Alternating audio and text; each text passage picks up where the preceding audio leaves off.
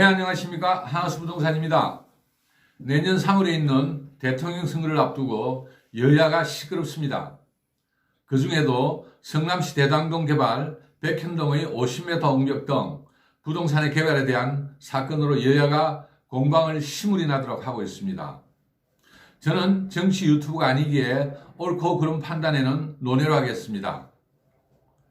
성남시 백현동 개발에서 자연녹지 지역이 준주거지역으로 용도지역 변경함으로써 얼마나 큰 혜택을 누리는지에 대해서 알아보고 용도지역에 대한 설명을 해 보겠습니다.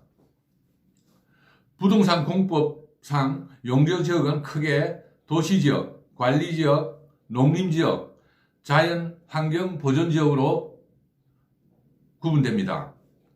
도시지역은 다시 주거, 상업, 공업, 녹지지역으로 구분됩니다.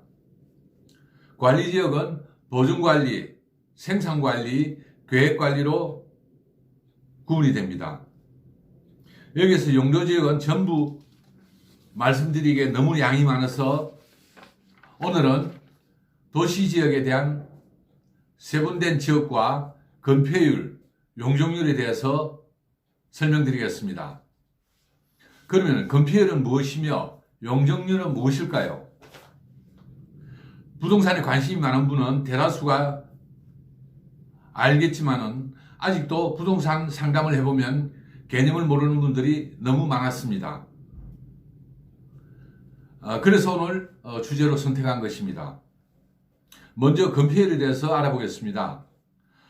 법률에서 최대를 정할 수 있는 규정을 정하고 대통령령인 시행령으로 조례를 정할 수 있는 기준을 규정해주고 마지막으로 특별시, 광역시, 특별자치시, 특별자치도, 시군에서 도시계획조례도 건폐율이 정해집니다. 건폐율이란 대지 면적에 대한 건축 면적을 말합니다.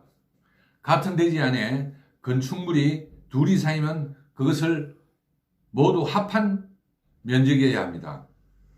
예를 들면 100제곱미터인 대지에 50제곱미터의 건물이 지어지면 건폐율은 50%입니다. 그러면 도시지역 안의 주거지역 분류부터 알아보겠습니다. 주거지역 안에는 전용 주거지역이 있고 일반 주거지역이 있고 준주거지역이 있습니다. 전용 주거지역은 1종, 2종으로 구분됩니다. 일반 주거지역에도 1종, 2종, 3종으로 구분이 되고 준주거지는 독립적입니다. 각 종별로 건폐율을 알아보면 전용 주거는 1, 2종 모두가 50% 이하이고 일반 주거는 1, 2종은 60% 이하이며 3종은 50% 이하입니다. 준주거지역은 70% 이하입니다. 다음은 상업지역에 대해서 알아보겠습니다. 상업지역에는 중심, 일반, 유통, 근린 상업지역으로 구분이 되며 건폐율은 중심 상업지역은 90% 이하이고 일반 상업지역은 80% 이하, 유통 상업지역은 80% 이하, 근린 상업지역은 70% 이하입니다. 그래서 상업지 땅값이 비싼 이유입니다. 다음은 공업지역에 대해서 알아보겠습니다. 공업지역은 전용 공업지역, 일반 공업지역, 중공업지역으로 나눠집니다. 건폐율은 모두 70% 이하입니다. 마지막으로 녹지지역에 대해서 말씀드리겠습니다. 녹지지역은 보존녹지, 생산녹지, 자연녹지지역으로 나눠지며 모두 20% 이하의 건폐율을 가지고 있습니다. 다음은 용적률에 대해서 말씀드리겠습니다. 건폐율은 대지에 대한 너비에 대한 규정이라면 용적률은 얼마나 높이 올릴 수 있느냐에 대한 규정입니다. 정확히 표현하면 대지 면적에 대한 연면적의 비율을 말하죠. 여기에서 지하층 면적, 주민 공동 시설 면적, 건축물 부속의 주차장 면적, 초고층 건축물에만 있는 피난 안전구역 면적은 용적률에서 제외됩니다. 지금부터 각 지역의 용적률을 말씀해 드리겠습니다. 분류는 앞에서 건폐율을 말씀드릴 때와 동일합니다. 주거지역의 일종 전용 지역은 50%에서 100% 이하이며 제2종은 100%에서 150% 이하입니다. 일반 주거지역에서 1종은 100에서 200% 이하이고 2종은 150에서 250% 이하입니다. 3종은 200에서 300% 이하입니다. 다음은 상업지역에 대해서 말씀드리겠습니다.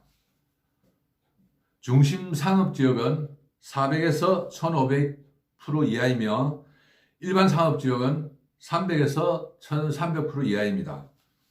유통상업지역은 200에서 1100% 이하이고 걸린 상업지역은 200에서 900% 이하입니다.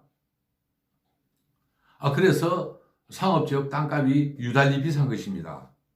다음은 공업지역을 말씀드리겠습니다. 전용공업지역은 150에서 300% 이하이며 일반 공업지역은 200에서 350% 이하이고 중공업지역은 200에서 400% 이하입니다. 마지막으로 녹지 지역에 대해서 말씀드리겠습니다. 보존 녹지 지역은 50에서 80% 이하이고 생산 녹지와 자연 녹지 지역은 50에서 100% 이하입니다. 위에서 설명드린 것은 모두 시행령을 기준으로 말씀드린 것이며 지자체의 조례로 강화 또는 완화를 할 수가 있습니다. 지금까지 용도지역에 대한 도시지역 부분에 대해 말씀을 드렸습니다.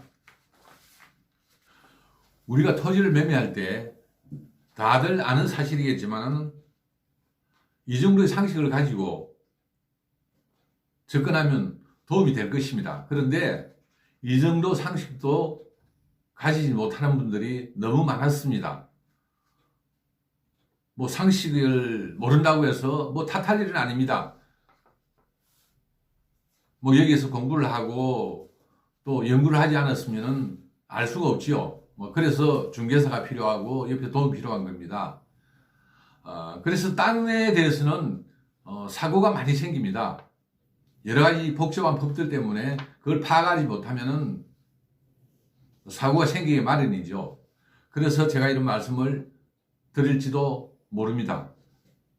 그리고 정치권에서 시끄러운 성남시 백현동에서 경우를 보면은 자연녹지에서 준주거지로 지역 변경을 하면 얼마나 많은 혜택이 있는지 우리 앞에서 본 숫자로만 봐도 짐작할 수 있습니다. 숫자로는 몇백 프로 차이지만 그 가격은 몇십 배, 몇백 배 차이가 날 수가 있습니다. 그렇지만 우리 서민들은, 평범한 서민들은 절대 꿈도 꿀 수 없는 일입니다. 그냥 참고만 하세요. 땅에서 돈을 벌려면 여러분들도 열심히 공부를 해야 할 것입니다. 저도 마찬가지입니다. 다음에는 또 다른 내용으로 찾아뵙겠습니다. 감사합니다.